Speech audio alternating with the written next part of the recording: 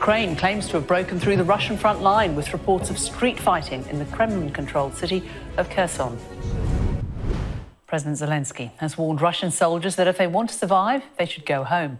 Ukraine says it has broken through the Russian front line in several places in a new counter-offensive. Our security and defence editor Deborah Haynes sent this report. Apparent signs of Ukraine fighting back. Military sources claim an offensive operation against Russian forces in the south is underway, though details are slim. Хтось хоче знати, які у нас плани. Anyone want to know what our plans are, you won't hear specifics from any truly responsible person, because this is war, and this is how it is during the war. But the occupiers should know, we will push them to the border. The port city of Kherson would be a key prize. It was captured with ease in the initial days of Russia's war and has been under Russian control ever since.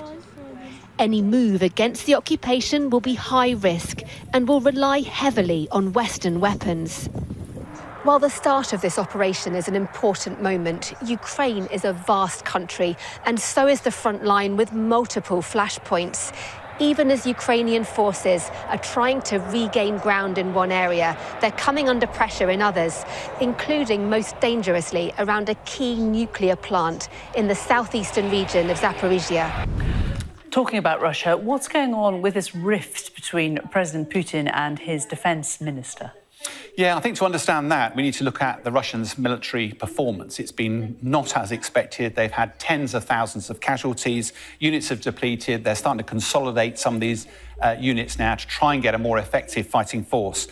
The defence minister, I'm standing in his way here, Sergei Shoigu, has been in post for about 10 years. And although you often see him in military uniform, wearing lots of medals and in the rank of general, he's never actually done any military service. And that's maybe fine in peacetime, but in wartime shows some grave failings. And the lack of trust that he now has from Putin means that Putin is looking to blow him to operational commanders who are briefing him directly. From a Russian perspective, they've clearly not got a tight grip of command and control, and that is evidently something that Ukraine is seeking to exploit at the moment. Let's go to Kiev now and talk to Ukrainian MP Kira Ruddock, who we've spoken to many times here on Sky.